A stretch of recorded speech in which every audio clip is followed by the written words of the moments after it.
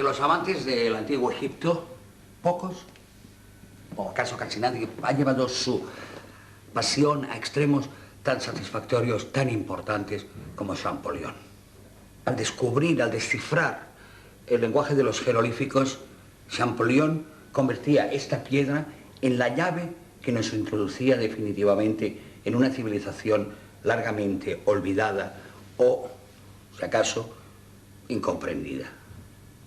Todos esos monumentos que hacían mudos en el desierto, que habían sido desde la época de los griegos motivo de especulación, motivo de duda, atribuidos a magias extrañas, atribuidos muchas veces a fórmulas completas, incluso demoníacas, todo eso se volvía, gracias al desciframiento de Champollion, en un mundo que éramos capaces de resucitar casi paso a paso, porque es verdad que los egipcios en sus monumentos dejaron escritos todo el mensaje de una civilización.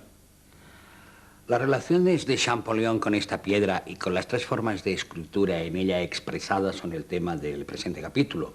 Un capítulo que más que una descripción, más que una narración, pudiera ser un homenaje al genio precursor de este hombre. Es curioso que este genio se desarrolle en la ciudad de Grenoble, de donde fue oriundo un ilustre novelista que siempre nos ha fascinado, Stendhal. Stendhal se inventó una nacionalidad italiana, concretamente se hacía llamar milanés. Del mismo modo, Champollion se hace llamar egipcio, que es un título al que está acreditado desde su nacimiento, pues parece ser que el médico que atendía a su madre, al ver al bebé Champollion el joven, exclamó que tenía el cráneo propio de los antiguos faraones. Por supuesto, estamos en el terreno de la leyenda, esa leyenda que acompaña siempre a los grandes hombres y más aún a los hombres que han sido capaces de utilizar esa llave a que no nos hemos referido antes, la llave que abre un mundo para el futuro. Champollion nos abrió un mundo para el pasado, como he dicho, pero ese pasado era todo lo que en los próximos 100 años nuestro mundo sabría del mundo antiguo. Un juego del tiempo sobre el tiempo, emprendido por un joven que a los 10 años ya hablaba varias lenguas orientales y tenía la mirada fija en un país que, no siendo el suyo, era el que le pertenecería para siempre.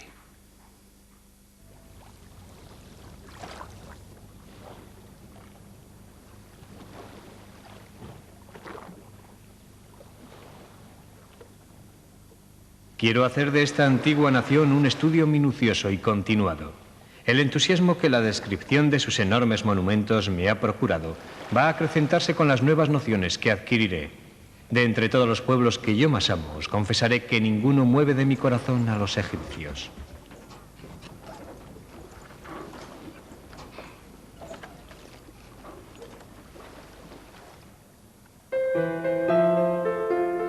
Jean-François Champollion tiene 15 años cuando escribe a sus padres esta carta que data su vocación.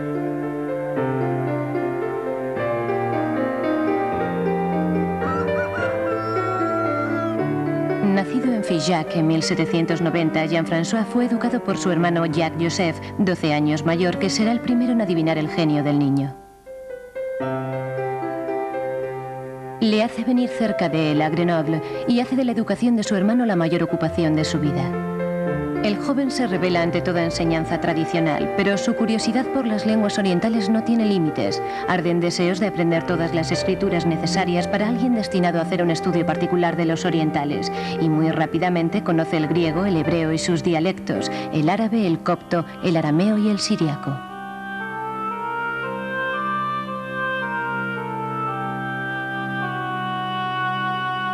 Jacques-Joseph trabaja en la publicación de la descripción de Egipto. Gracias a él, Jean-François descubre antes que nadie las miles de páginas del famoso libro encargado por Bonaparte, que establecía un cuadro completo del Egipto antiguo y moderno. Para el adolescente fue la confirmación de aquello que presentía. Su decisión está tomada.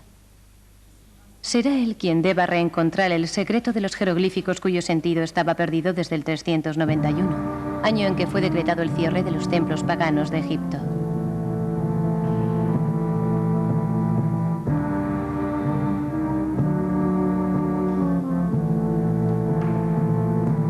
En Filés, sobre un muro del templo de Isis, un escriba ha grabado la última inscripción jeroglífica conocida. Yo soy Nesmet Acom, el escriba de la casa de los escritos de Isis. Yo he ejecutado el trabajo de Mandulis para la eternidad porque es benévolo conmigo. Después las piedras se enmudecieron.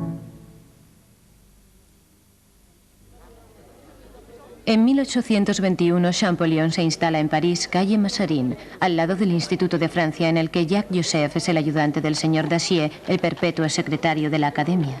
Desde esta época, el hermano mayor se hace llamar Champollion Figeac para dejar a su joven hermano la gloria pura del solo nombre de Champollion.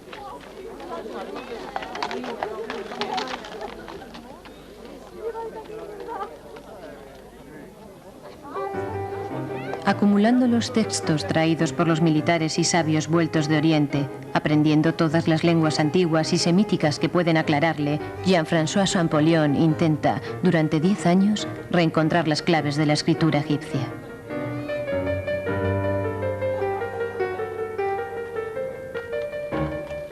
Se consagra día y noche a sus trabajos, que acabarán el 14 de septiembre de 1822 con la revelación del secreto de los jeroglíficos. La leyenda cuenta que se precipitó en el despacho de su hermano y, habiendo gritado "lo tengo", se desmayó y quedó inconsciente durante un largo rato. La primera etapa en el desciframiento de los jeroglíficos fue el descubrimiento de un ahora célebre monumento al que llamamos la Piedra Roseta. Es un descubrimiento inopinado. Los soldados del cuerpo expedicionario francés que estaban en la ciudad de Roseta descubrieron una gran estela en basalto negro que tenía una particularidad extraordinaria. Estaba escrita en 3 escrituras diferentes. En lo alto estaba escrita en escritura jeroglífica. La parte del medio estaba escrita en una escritura que llamamos el demótico, que es una forma cursiva más rápida de escribir los jeroglíficos. Y la tercera parte, en el bajo, estaba escrita en griego. Entonces, ¿por qué este descubrimiento era interesante? Pues es porque leemos el griego, leíamos el griego, comprendíamos el texto griego. Entonces, por supuesto, los sabios se precipitaron sobre el descubrimiento e intentaron hacer corresponder los elementos del texto griego con los elementos, bien sea del texto demótico o bien sea del texto jeroglífico. Los jeroglíficos tienen una particularidad, todos son imágenes. Si, por ejemplo, usted mira un texto jeroglífico, incluso si no es un gran egiptólogo, podrá identificar inmediatamente cada signo con una realidad. Esto es una ventaja en ciertos casos. También es un obstáculo. En cualquier caso, fue un obstáculo para el desciframiento. Muchas personas, y Champollion el primero, creían que como estos signos eran imágenes, funcionaban forzosamente como ideogramas. Es decir, que cada vez que había un signo, este signo representaba la palabra que era figurada por él.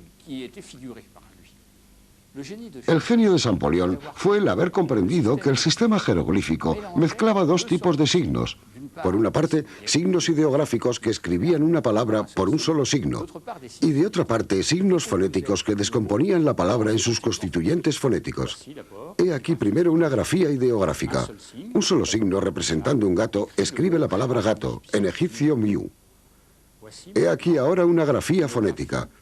Está compuesta por 3 signos que escriben cada uno una de las letras de la palabra miu. He aquí por fin una grafía fonética, pero que tiene una particularidad. Está terminada por un signo que llamamos un determinativo. Representa una piel de bestia e indica simplemente que la palabra que escribe anteriormente entra dentro de la categoría de los animales.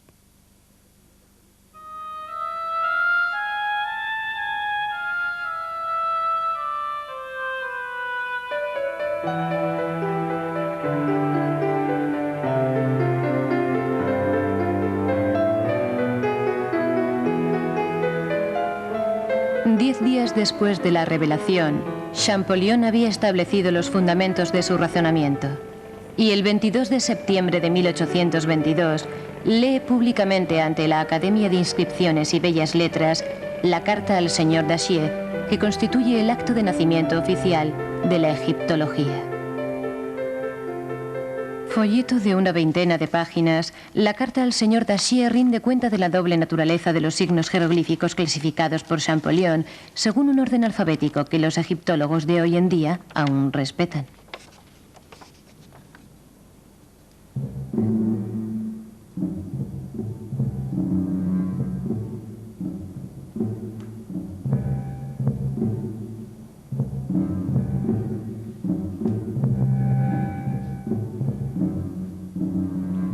El estallido del descubrimiento desencadena la envidia de los orientalistas que trabajan en el mismo terreno.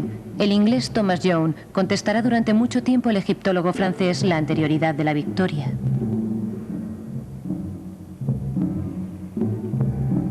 Por un curioso azar, en el momento mismo en que la voz de Champollion resuena bajo la cúpula, gabarras fletadas por el explorador Belzoni se deslizan sobre el Sena, transportando a París las copias de la tumba de Seti I que el italiano acaba de descubrir en Tebas.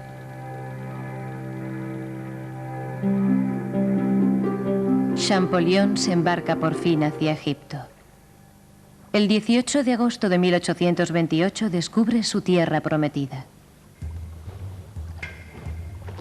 He llegado a esta tierra de Egipto, tras de la que suspiraba desde hace tanto tiempo. Hasta aquí ella me ha tratado como una madre tierna y conservaré, según parece, la buena salud que traigo. He podido beber agua fresca a discreción y este agua es el agua del Nilo.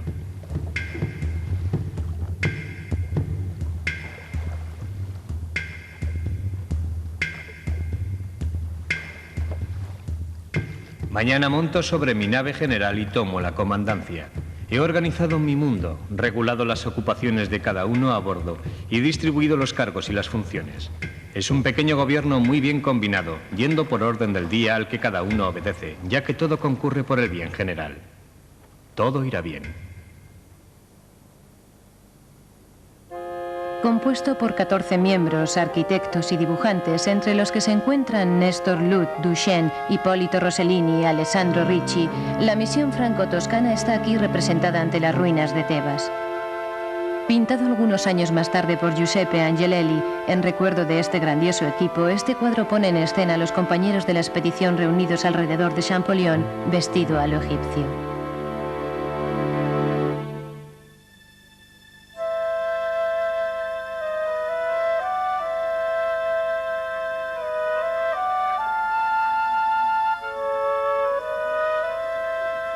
El diario de viaje traduce un entusiasmo creciente a medida que se desciende hacia el sur, y es en Karnak donde Champollion se siente pagado por los esfuerzos de toda su vida.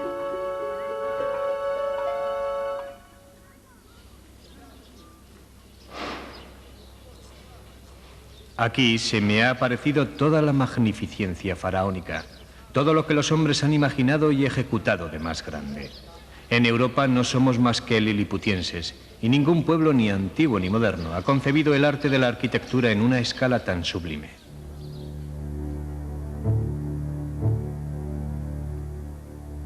La imaginación, que en Europa se arroja muy por encima de nuestros pórticos, se detiene y cae impotente a los pies de las 140 columnas de la sala hipóstila de Karnak.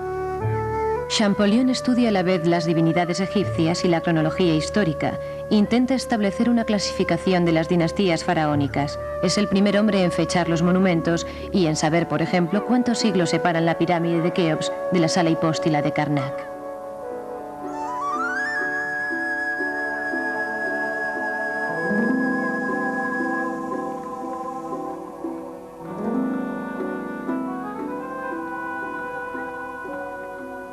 Anota las inscripciones esculpidas sobre las murallas, copia los bajorrelieves, multiplica los dibujos en acuarelas que restituyen los colores originales aún visibles en el interior de las tumbas y sobre los techos.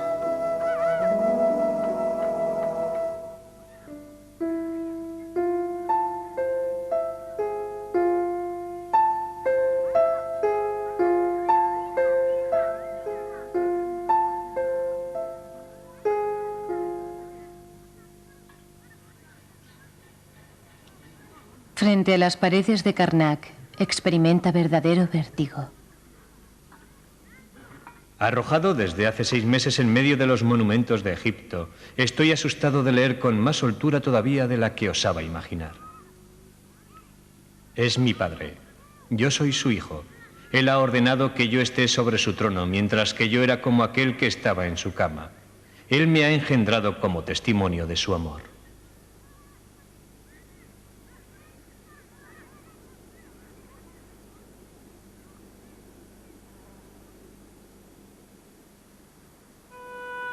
Champollion se siente en Egipto como en casa y se orientaliza cada vez más.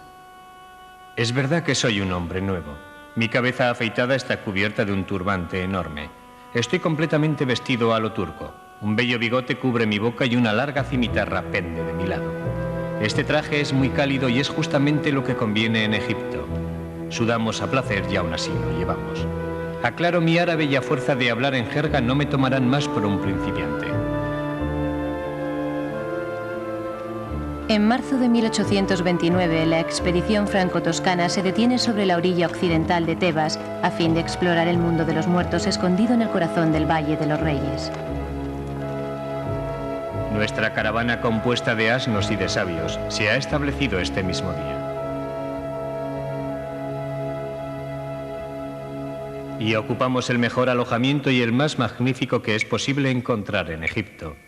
Es el rey Ramsés IV quien nos da la hospitalidad, ya que todos habitamos su magnífica tumba.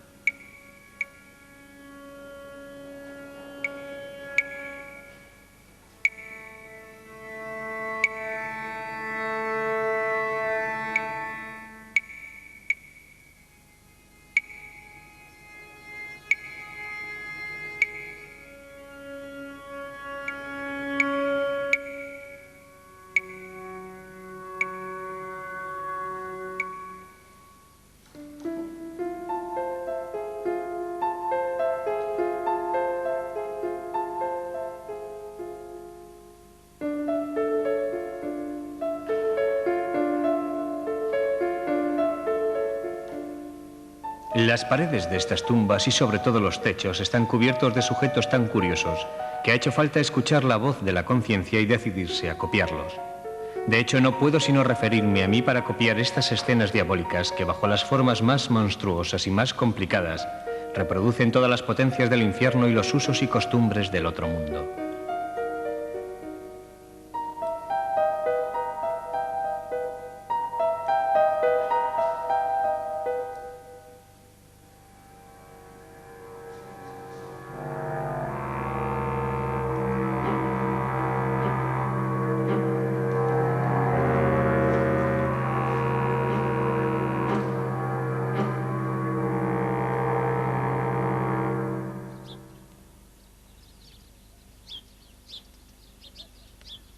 Champollion surca la orilla occidental del Nilo. No queda casi nada del templo de Amenofis III.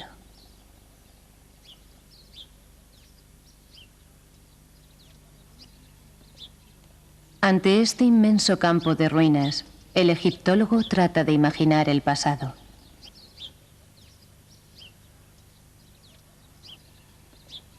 Aquí han existido cerca de 18 colosos, de los cuales los menores tenían 20 pies de altura. Todos estos monolitos de diversas materias han sido destruidos y encontramos sus enormes miembros dispersos aquí y allí, unos a nivel del suelo, otros en el fondo de excavaciones ejecutadas por los exploradores modernos.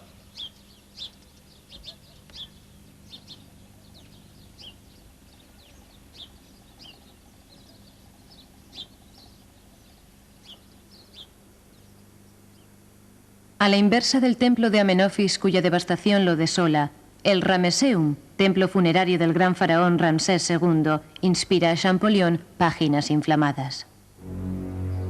El Ramesseum es tal vez lo más noble y lo más puro de lo que hay en Tebas.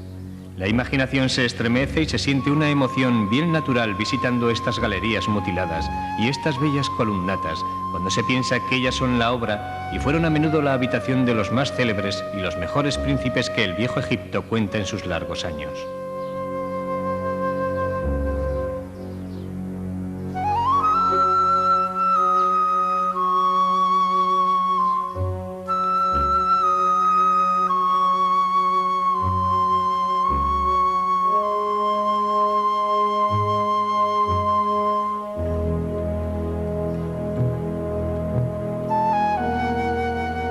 Las inscripciones revelan a Champollion la función del monumento. Así pues, las salas hipóstilas que dan a los palacios egipcios un carácter tan particular fueron verdaderamente destinadas, como lo imaginábamos, a tener grandes asambleas políticas y religiosas.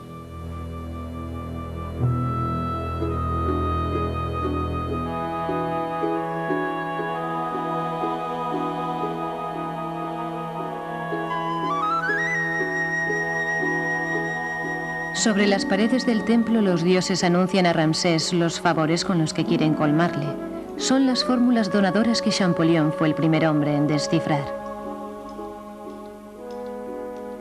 Yo concedo que tu edificio sea tan duradero como el cielo. Yo te doy una larga serie de días para gobernar Egipto. Yo te otorgo la dominación sobre todas las regiones. Yo te entrego el sur y el norte, oriente y occidente. Te concedo una larga vida para gobernar el mundo.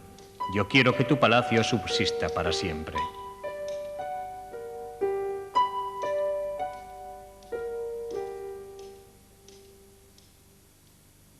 Jean-François Champollion se mata literalmente trabajando.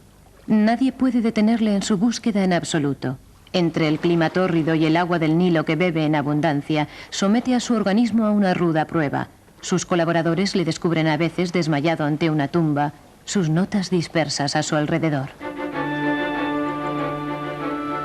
La expedición se adentra hacia el sur y descubre por fin los templos de Abu Simbel. El gran templo vale por sí solo el viaje de Nubia. El trabajo que esta excavación ha costado espanta la imaginación.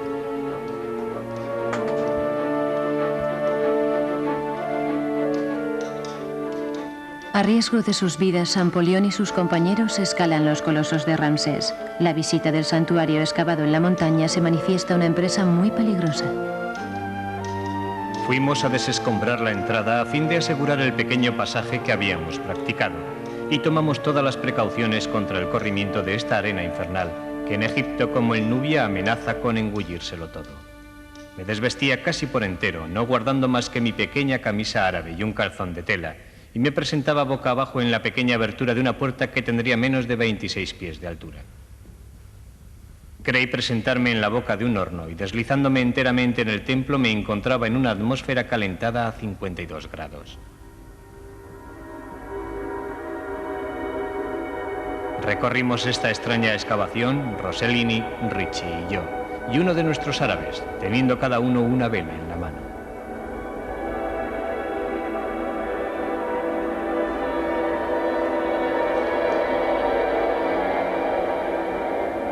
Sobre las paredes de esta vasta sala están grabados grandes bajorrelieves históricos relativos a las conquistas del faraón en África.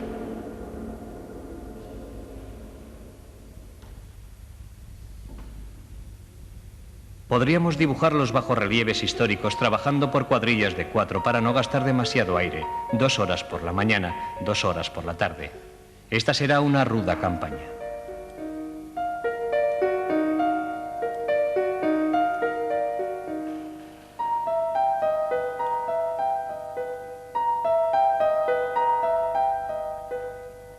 Llegados a Wadi Alfa, al término de su viaje por Egipto, Jean-François Champollion puede enviar al señor Dacier una carta que suena como la conclusión de toda una vida consagrada a su única pasión. Tengo el derecho de anunciarle que no hay nada que modificar a nuestra carta sobre el alfabeto de los jeroglíficos. Nuestro alfabeto es bueno. De vuelta a Francia, Champollion es puesto en cuarentena en Toulon por miedo a la peste que castiga en Oriente. Su encarcelación en el lazareto se eterniza y al cabo de los meses su salud ya tan afectada se degrada cada vez más. En una carta a Dacier evoca su soledad. Llegado al país de las campanas, como dicen mis buenos amigos del desierto, ha hecho falta dejarme tratar como un apestoso y dejarme encerrado en un sucio y triste lazareto. Champollion tendrá aún tiempo de redactar su gramática, los principios sagrados de la escritura egipcia, el testamento de toda una vida.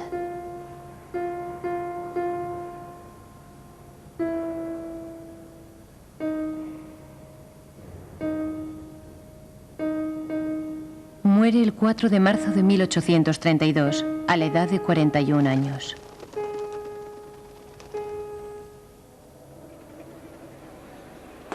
El 25 de octubre de 1836, 200.000 parisinos acuden a la Plaza de la Concordia para asistir a la erección del obelisco, ofrecido por el sultán de Egipto a Francia y cuya repatriación fue una de las grandes obsesiones de Champollion al final de su vida. Podemos imaginar que aquel día un hombre está presente entre la muchedumbre, el dibujante Nestor Lut, fiel compañero de la expedición.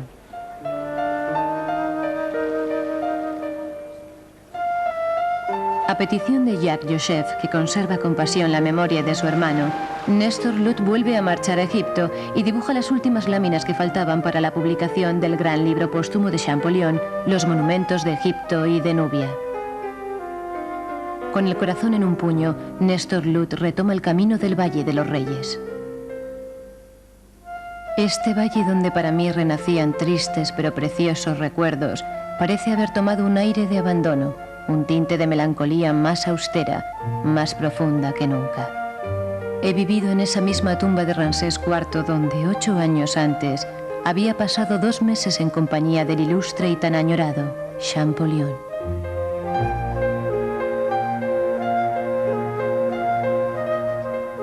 He puesto mi cama en el lugar que ocupaba la suya y mi pensamiento se complacía en revivir su imagen. ¿Qué podía hacer sino evocar el genio que la ha inmortalizado?